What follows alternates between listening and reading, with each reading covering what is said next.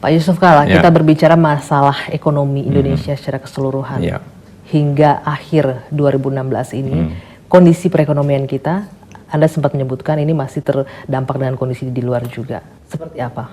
Iya, semua orang juga mengetahui bahwa ekonomi sekarang ini sudah mengglobal, terbuka. Jadi tidak mungkin suatu negara tidak terpengaruh daripada suatu keadaan ekonomi sekelilingnya, atau apalagi dalam perdagangan harus ada yang membeli baru kita bisa jual.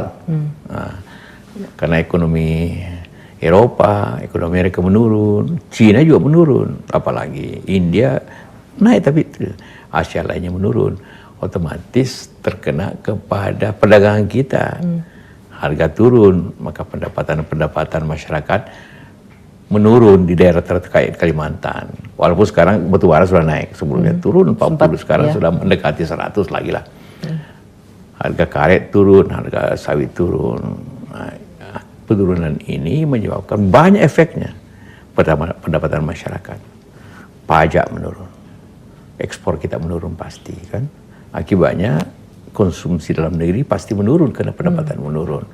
Maka orang ke restoran, beli baju, beli motor, beli mobil, beli rumah, ya kan pasti menurun akibat itu kan. Nah itulah disebut pelambatan ekonomi dunia yang menurun, yang efeknya ke Indonesia, tadi kita 6%, hanya kita bisa capai 5%. Nah itu dari angka efeknya lagi tentu, dan itu ada pengangguran yang mungkin sedikit lebih daripada sebelumnya.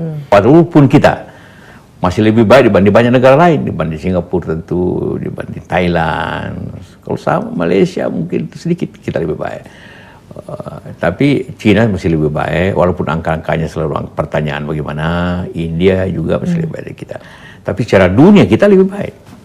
Parameternya apa Pak? Karena kalau kita lihat laporan dari kondisi APBN kita terakhir, bahkan utang kita mencapai 4 triliun hingga Agustus 2016. 4.000 triliun. 4.000 triliun hingga Agustus 2016 ini. Bagaimana itu kondisi? Iya, karena akibat kita punya APBN dengan asumsi kita bisa tumbuh 5-6%, otomatis budget harus baik. Tapi penerimaan pajak turun, maka otomatis APBN-nya harus menjadi defisit, karena itu harus dibayar dengan utang dalam bentuk dalam bentuk antara negara, bilateral. Itulah sehingga defisit itu naik atau utang naik. Memang kita berutang rata-rata hampir 500 triliun setahun, utang baru. Di samping kita harus membayar utang lama.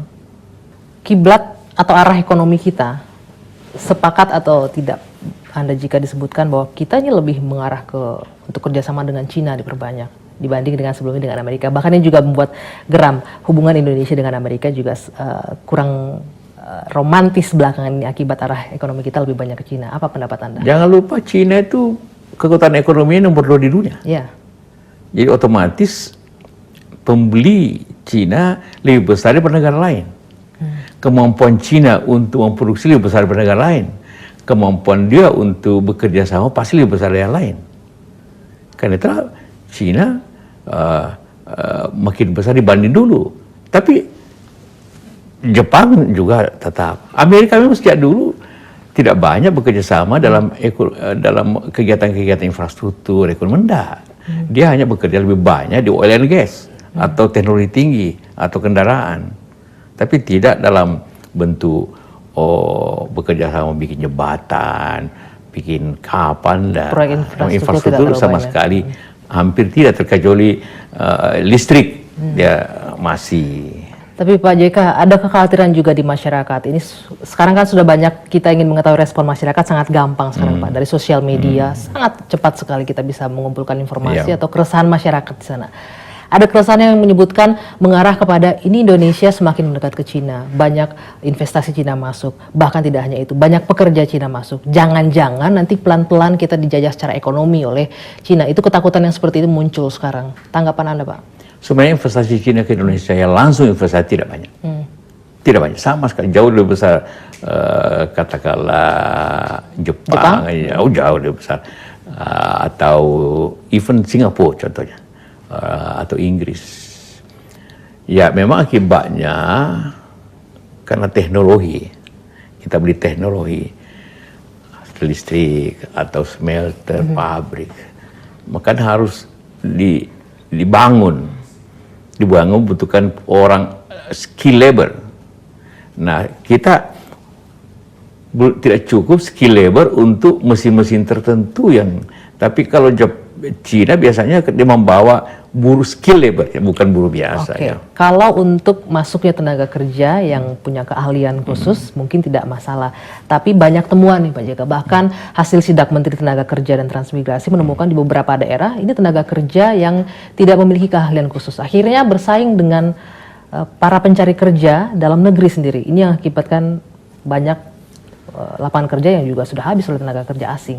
Sebenarnya sih kalau bersaing dalam level yang sama, tentu tidak mudah orang dari luar, karena gaji rata-rata di Cina itu sekarang sudah 2 kali lipat dengan gaji kita di sini.